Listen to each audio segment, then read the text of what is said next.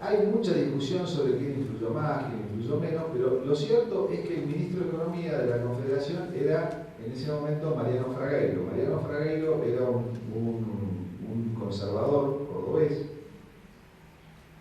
católico, es el autor de la cláusula en la cual se promovía la evangelización de los indios. Hoy a lo mejor sería muy criticado por esa cláusula, pero en su momento era visto como un acto al contrario, de incorporación a lo que hoy llamamos los pueblos originarios. Esto ha sido modificado después en la Constitución. Pero él es el autor de esa. Y él había escrito la organización del crédito y había escrito cuestiones argentinas. Y él proponía un modelo económico más proteccionista. Y muchas normas de la Constitución también provienen de él. La creación del Banco Central, que en la Constitución argentina está en el inciso ahora 11 del artículo 75, las normas sobre crédito, las normas sobre deuda externa. Él tuvo mucha influencia también porque el ministro de Economía era escuchado en la Convención Constituyente. Yo no sé si alguno estuvo cerca de la reforma de 1994, que Martirene contaba como una reforma cercana. Ahí estaban Lieto y me acuerdo Iliach llamándolo a Cavallo por teléfono casi todo el tiempo. La comisión se reunía en Paraná y el tema era no tener cuidado por modificar lo que en ese momento era la convertibilidad. Y sobre esto hubo mucho cuidado, siempre lo hay. Con esto también les estoy dando otro dato. La Constitución es una norma jurídica, es una norma suprema, pero nadie puede pensar que exista una Constitución perfecta. Podrá ser una Constitución literal. La Constitución es producto de acuerdos políticos y de realidades políticas y de fuerzas predominantes en algún determinado momento. Nuestra Constitución histórica es producto de la batalla de Caseros, del triunfo de Urquiza sobre Rosas y de la adopción de un modelo demoliberal donde en ese contexto el presupuesto que estaba previsto en nuestra Constitución, el presupuesto general de gastos y recursos, es asignado al Congreso de la Nación como un instrumento de control. En la visión liberal de la Constitución, el presupuesto es una norma jurídica y fundamentalmente un instrumento de control. Así llega a la Constitución histórica, así es su concepto.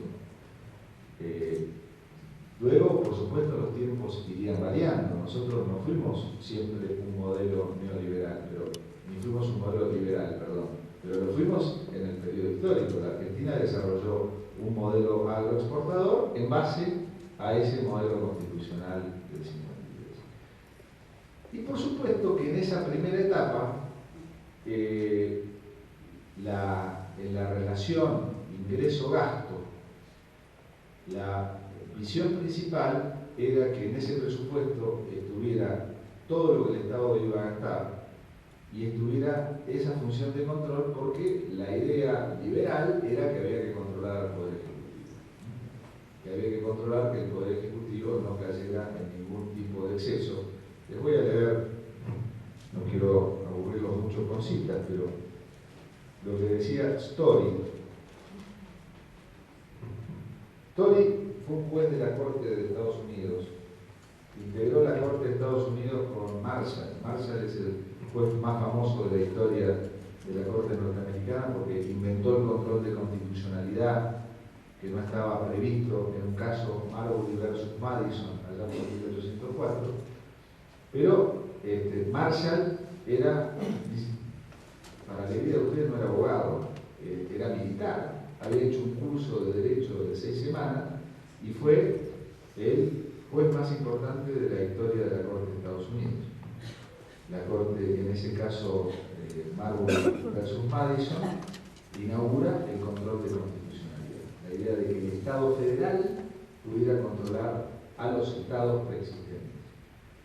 Y Story integró la Corte con él. Y Story también estuvo tantos años como Marshall, estuvo como 30 años, pero Story era un académico, escribió los comentarios a la Constitución. Para nosotros tienen importancia porque Sarmiento estuvo en Estados Unidos como ministro de la Confederación. Ahí fue cuando trajo a las maestras de Boston, y por eso Sarmiento tiene muchas estatuas allá. Cuando Sarmiento traba amistad personal con Story, y cuando vuelve a la Argentina, escribe los comentarios a la Constitución de Argentina, lo cual le vale una pelea a muerte con Alberdi hasta el fin de sus días, porque Sarmiento decía que Alberdi se había copiado de la Constitución de Estados Unidos y que más vale seguir la Constitución de los Estados Unidos. El comentario de injusto. Alberdi miró la realidad argentina, lo que vio fue el modelo.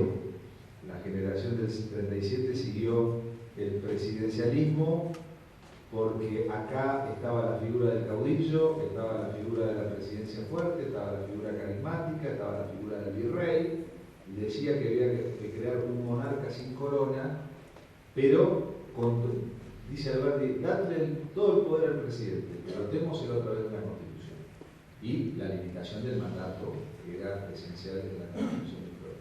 Y el federalismo, porque acá el federalismo no fue una discusión teórica entre los que sostenían una forma unitaria de gobierno, una forma federal. Acá el federalismo es lo que fue siempre, fue una guerra encarnizada entre Buenos Aires y el interior. Esto era la guerra civil argentina.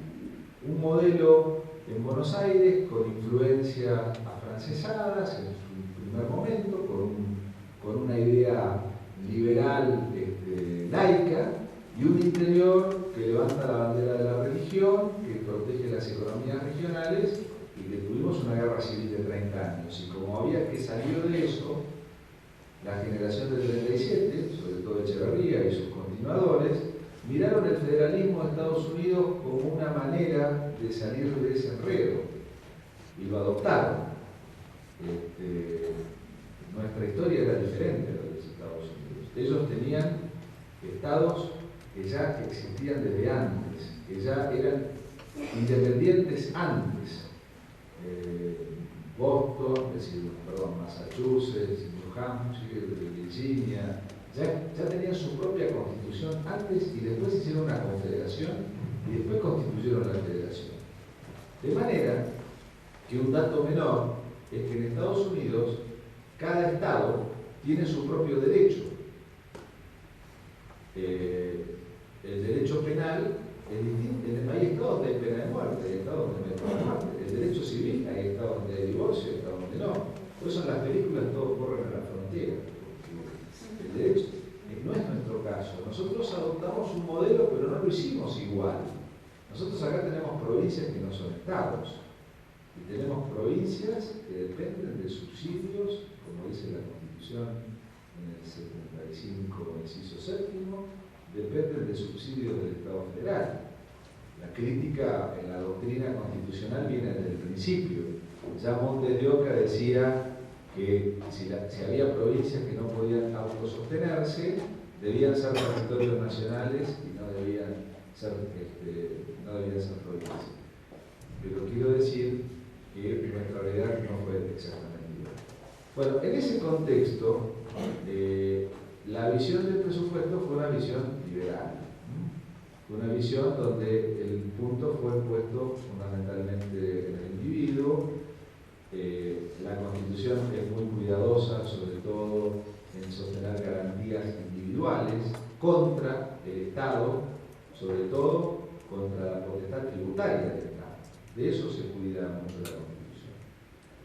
El artículo 17 consagra lo que las constituciones inglesas ya habían establecido como no taxation without representation, es decir, no puede haber impuestos sin ley, la igualdad que surge del artículo 19, lo que ustedes conocen como capacidad contributiva, el estatuto de la persona frente a el poder del Estado, que si hay un poder del Estado que se manifiesta con crudeza como parte de la soberanía estatal, aparte del derecho penal, es el derecho tributario.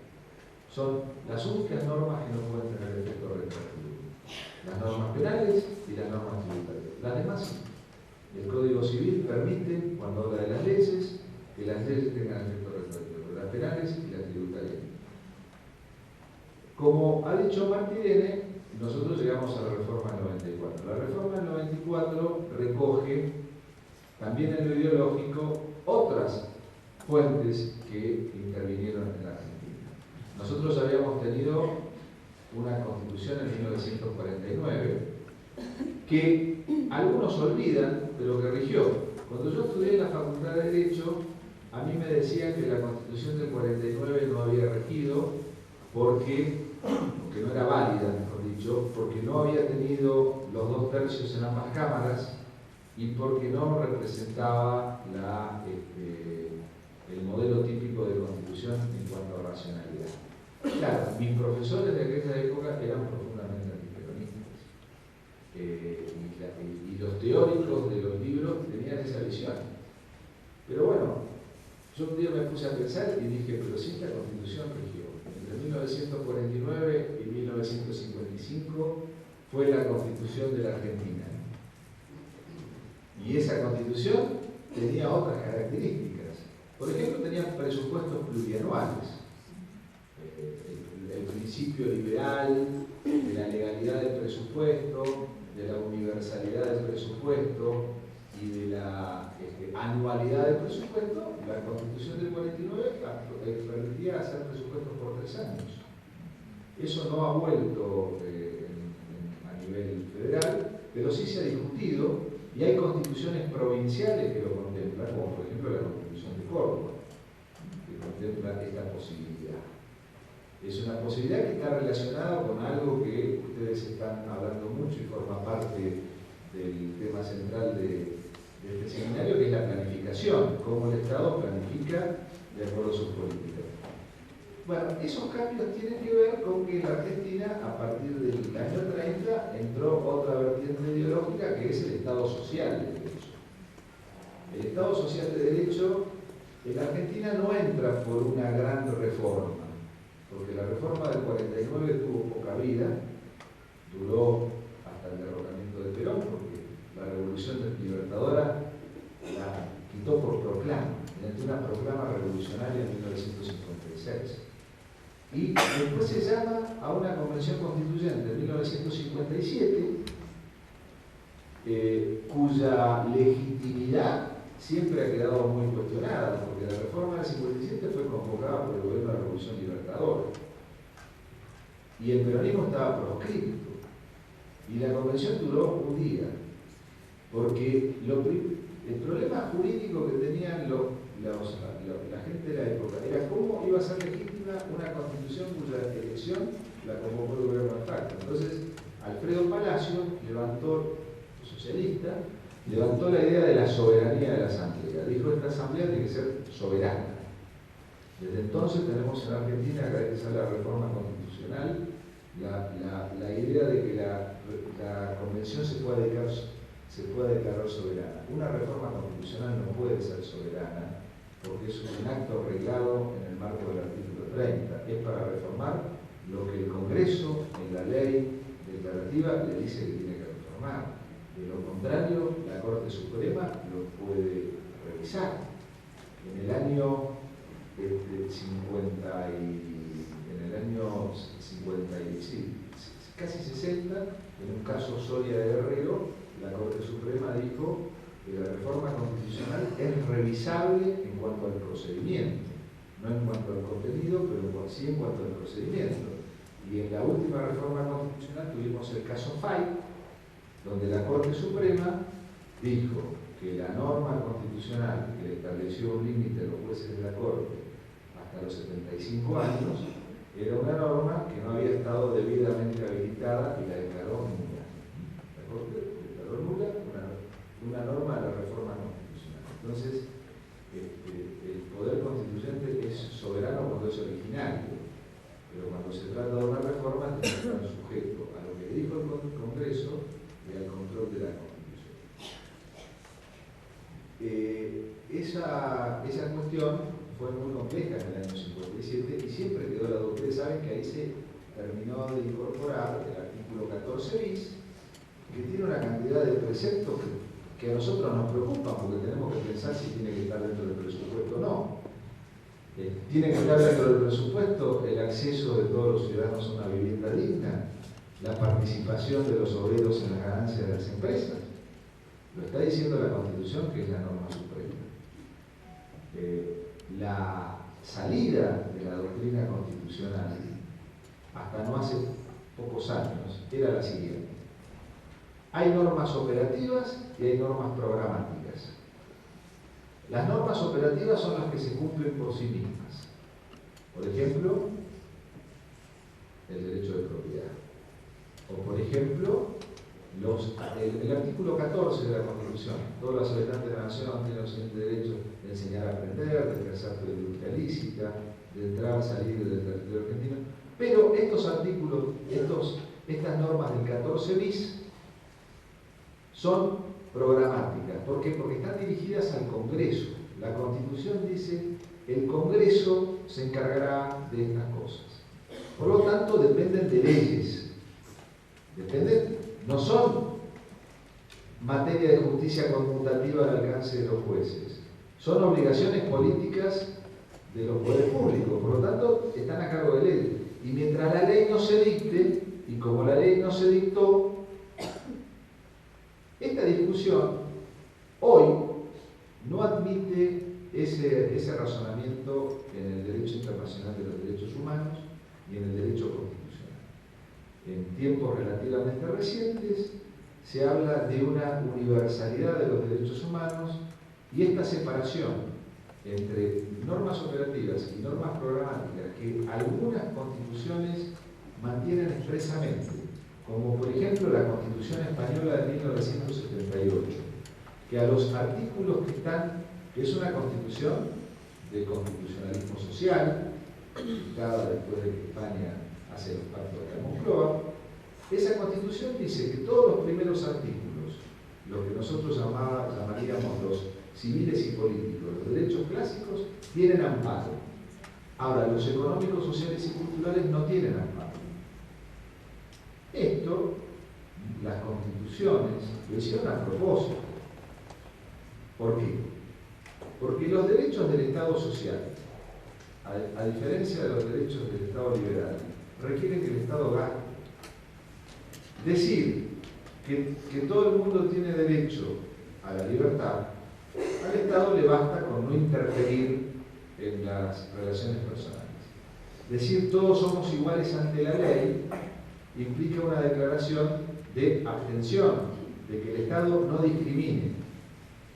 Ahora, decir que todo el mundo tiene derecho al acceso a la educación y decir que todo el mundo tiene derecho al acceso a la vivienda implica lo que se llama un rol progresivo del Estado. Implica que el Estado debe comprometerse y implica que esto tiene que tener imputación presupuestaria. Por lo menos estos derechos deben ser realizados. Y por supuesto, esto se llamó la crisis del Estado de Bienestar. Fíjese, hasta las Naciones Unidas, en el año 76, tienen un pacto de derechos civiles y políticos y otro pacto de derechos económicos, sociales y culturales. Siempre ha habido un nivel de compromiso diverso. Hoy la doctrina no admite esta separación.